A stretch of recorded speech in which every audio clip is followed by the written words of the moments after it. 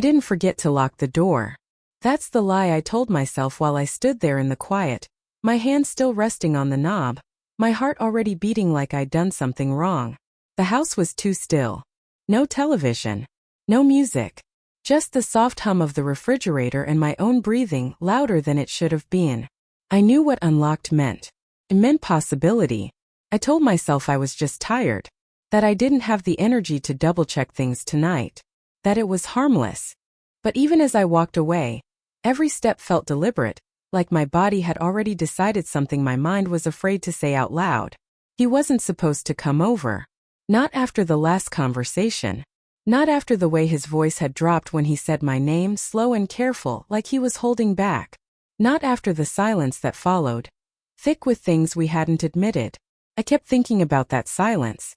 About the way his eyes had lingered the last time we were alone. About how close he stood. Close enough that I could feel the warmth of him without touching.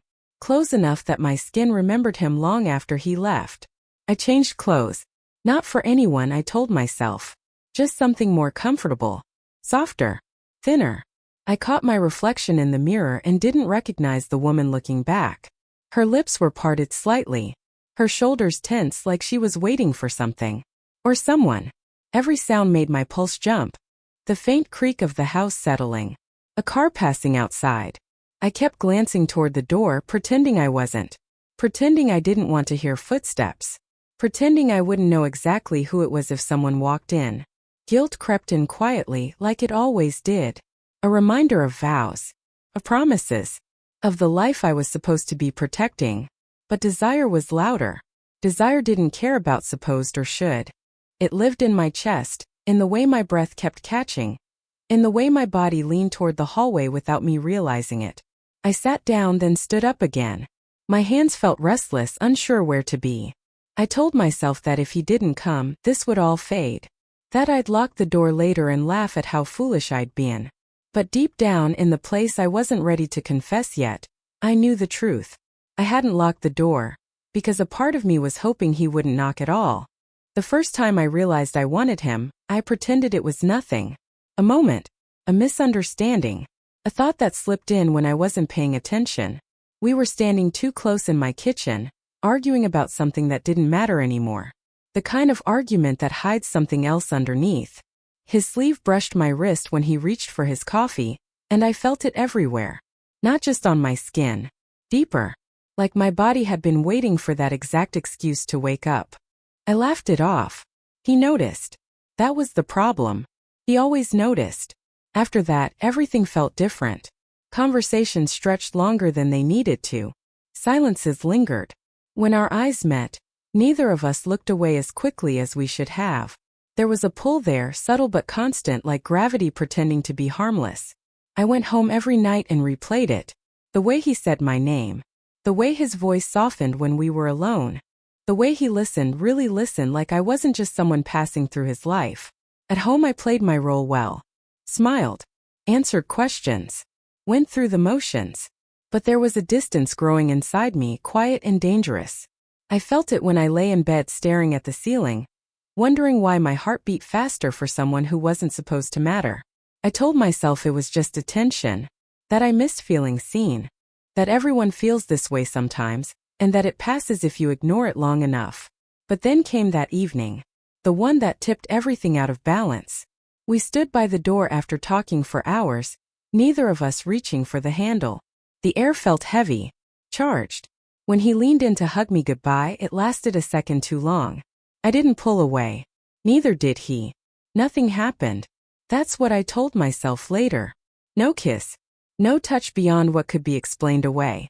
But my body didn't care about explanations. It remembered the way his chest rose against mine. The warmth. The restraint. After that, restraint became exhausting. So when I left the door unlocked tonight, it wasn't sudden. It wasn't impulsive. It was the result of weeks of pretending I didn't feel this ache. Weeks of telling myself I was stronger than a feeling. Sitting there in the quiet, I finally admitted what scared me most.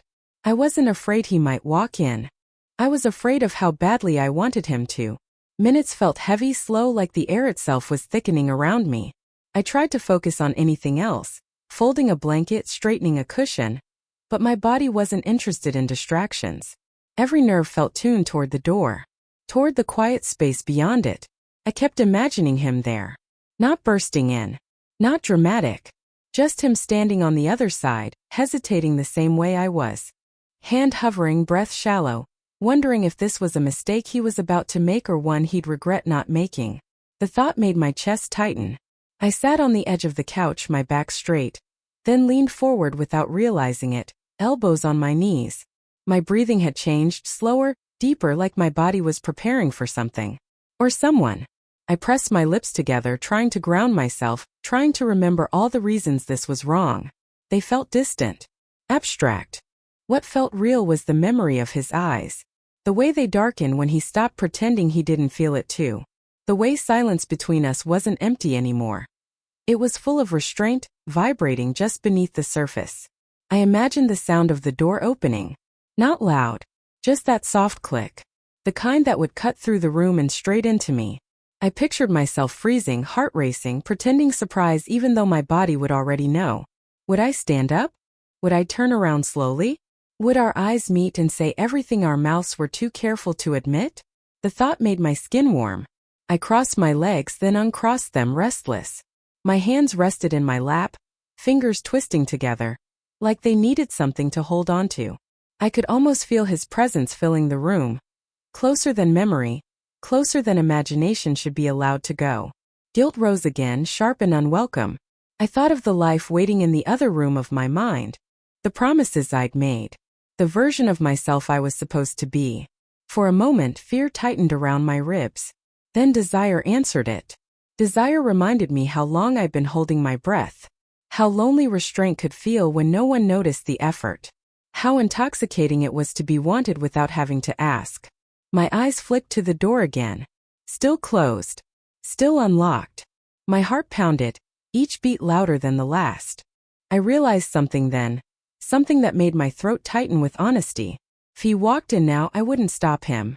And the most dangerous part, I wasn't sure I wanted to stop myself either.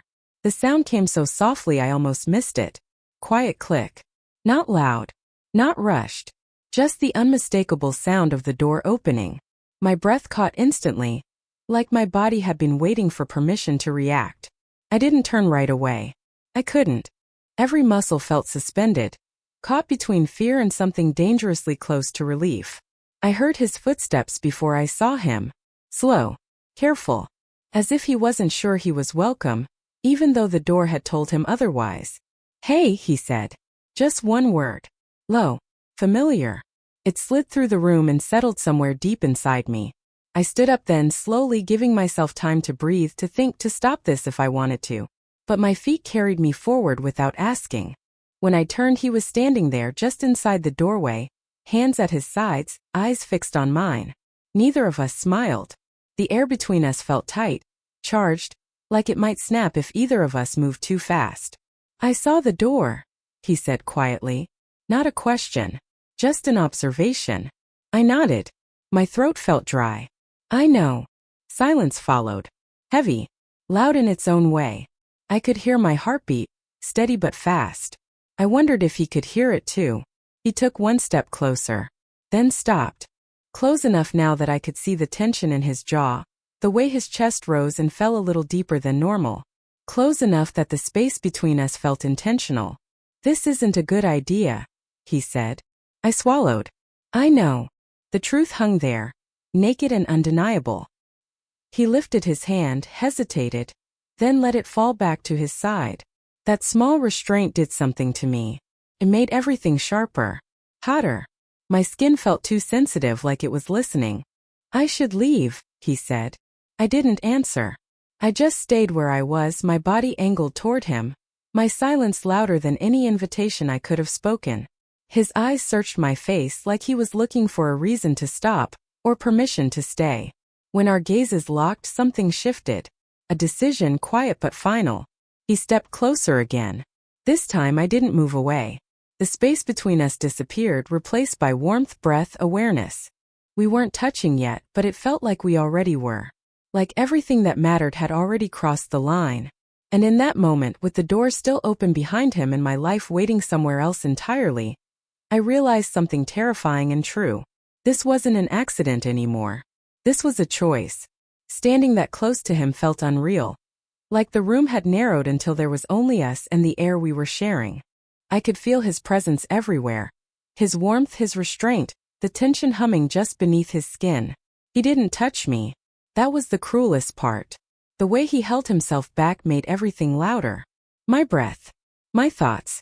The quiet pull low in my chest that had been building for weeks. "You don't have to do this," he said softly. His voice wasn't accusing. It wasn't firm. It sounded almost like he was trying to convince himself. I looked up at him. Really looked. The familiar lines of his face, the seriousness in his eyes, the uncertainty he rarely let anyone see. I wondered if he knew how exposed I felt in that moment. How every second without contact felt like a test I was failing slowly. "I know," I whispered. Another pause. Another chance to step back. Neither of us took it. He lifted his hand again, slower this time, giving me time to stop him. I didn't. His fingers hovered near my arm, not quite touching, and I felt it anyway. My skin reacted before his hand ever made contact. A quiet shiver I couldn't control. "Tell me to go," he said. My mouth opened. No words came out. The truth was sitting right there between us, heavy and undeniable. I didn't want him to go. I wanted him to stay. I wanted him to close the space I'd been pretending didn't exist. His fingertips finally brushed my arm. Barely there, just a question, not an answer. It sent a warmth through me that felt almost dizzying. I sucked in a breath, my eyes closing before I could stop myself. That was all it took. When I opened my eyes again, he was closer. Too close for pretending. His hand rested against my arm now, steady, grounding, like he was reminding himself I was real. I could feel his hesitation. His struggle. And somehow that made me want him more. This wasn't reckless. It wasn't careless. It was two people standing at the edge, fully aware of what they were about to lose. My hand moved before I thought about it, fingers brushing against his wrist, light but deliberate. His breath changed instantly. I felt it, heard it, felt the answer in his body before he ever spoke. "I didn't lock the door," I said quietly. His eyes darkened. Not with hunger alone but with understanding. He leaned in just enough that his forehead almost touched mine. We stood there, suspended in that fragile space, breaths mixing, hearts racing, knowing that once we crossed this line, there would be no pretending it hadn't mattered. And still neither of us pulled away. The first touch felt like a confession. Not rushed. Not desperate. Just real. His hand slid from my arm to my waist, slow enough that I could stop it at any moment. I didn't. My body leaned into his before my mind could catch up, like it had been waiting for permission all along. We stood there for a breathless second, close enough that I could feel the warmth of him through the thin space between us. My heartbeat was loud in my ears. I wondered if he could feel it too, how fast it was racing, how badly it was giving me away. "This changes everything," he murmured. I nodded. I didn't trust my voice. His forehead rested against mine. A gentle pressure that felt almost intimate enough on its own. I closed my eyes, letting myself feel it, the closeness, the danger, the quiet relief of no longer pretending. When his lips finally brushed mine, it was hesitant. A question. Barely there. My breath caught, and that was all the answer he needed. The kiss deepened slowly, like we were afraid of what too much might unleash. His hand tightened at my waist, grounding, steady. Mine rested against his chest, feeling the rise and fall beneath my palm, feeling how controlled he was trying to be. That restraint shattered something inside me. I kissed him back, not careful anymore, not innocent. The room seemed to fade, narrowing until there was only the heat between us, the way my body fit too easily against his, the way my thoughts scattered the moment his thumb brushed along my side. Guilt flickered, sharp and brief. Then his breath caught against my lips, and it was gone. We didn't rush. We couldn't. Every movement felt weighted, intentional. Like we were savoring the last seconds before crossing a line we knew we couldn't erase. His hands explored carefully, reverently, as if memorizing me. As if this moment mattered more than the outcome. I pressed closer, feeling the undeniable truth in my body, the pull I'd been fighting for too long. When he pulled back slightly, his eyes searched mine, asking again without words. I answered by closing the space. Somewhere behind us, the door was still open. Somewhere else, a different life waited. But right then, in that quiet room, wrapped in breath and touch and consequence, I stopped thinking about later. I chose now. I don't remember when we moved toward the bedroom, only that suddenly the space around us felt smaller, quieter, like the rest of the house had decided to look away. His hand never left my waist, steady and sure, as if letting go might break the spell we'd stepped into. Every step felt deliberate. Every breath felt chosen. He stopped just inside the doorway, like even now he was giving me one last chance to change my mind. The room was dim, lit only by a soft lamp and whatever moonlight slipped through the curtains. Shadows moved gently along the walls as we stood there, facing each other, hearts loud in the silence. "You don't have to," he said again, softer this time. I reached for him before doubt could answer. My fingers found the back of his neck, warm and familiar in a way that surprised me. The contact sent a quiet shiver through me. Not sharp, not wild, just deep. Honest. He closed his eyes for a moment, leaning into my touch like he'd been holding himself together for too long. When we kissed again, it wasn't hesitant anymore. It was slow, intentional, like we were learning each other in a new language, one made of breath and closeness and the subtle shifts of our bodies. His hands traced my sides, never rushing, never demanding, just exploring with a care that made my chest ache. I felt exposed in the best and worst ways. Desired, seen, chosen. My thoughts drifted, uninvited, to the life I was stepping away from, even if only for this moment. The guilt brushed against me again, but it didn't stop me. It only made everything sharper, more intense, like the stakes were part of the pull. He rested his forehead against mine once more, breathing me in like he was trying to memorize the moment. I could feel his restraint trembling, the careful way he was still holding back even now. That restraint broke something in me. I guided him down with me, not hurried, not secretive, just honest. We moved together, every touch a quiet agreement, every pause a reminder that this was real. And as I lay there, wrapped in warmth and consequence, I realized something that made my chest tighten. This wasn't about escape. It was about wanting and finally allowing myself to be wanted back. Later, when the room finally went quiet again, I lay there staring at the ceiling, listening to our breathing slowly return to something normal. He was beside me, close but not heavy, like he understood that even now I needed space to feel what I'd done. The warmth of him lingered against my side, undeniable, comforting, terrifying all at once. My skin still hummed, as if it hadn't caught up with reality yet. Neither of us spoke right away. There was nothing safe to say. I felt full and hollow at the same time. Satisfied, yet painfully aware of the line I'd crossed. The pleasure hadn't erased the guilt. It had sharpened it, made it impossible to ignore. This wasn't fantasy anymore. This was a memory I'd carry with me whether I wanted to or not. He shifted slightly, turning his head toward me. "Are you okay?" he asked quietly. I nodded, though the truth was more complicated than that. I wasn't falling apart. I wasn't regretting it either. What I felt was heavier, like I'd stepped into a version of myself I could never fully leave again. "I should go," he said after a moment. The words tightened something in my chest, but I didn't argue. This wasn't a story that ended with promises or plans. We both knew that. What we'd shared mattered because it was real, not because it was meant to last. I watched him get dressed, memorizing the ordinary details, knowing how easily they would haunt me later. When he reached the door, he paused, hand resting on the frame. "I didn't plan this," he said. I met his eyes. Neither did I. But that wasn't entirely true. After he left, the house felt different. Quieter. Bigger. I walked to the door and locked it this time, the sound echoing through the hallway. My reflection stared back at me in the dark glass. Someone familiar, someone changed.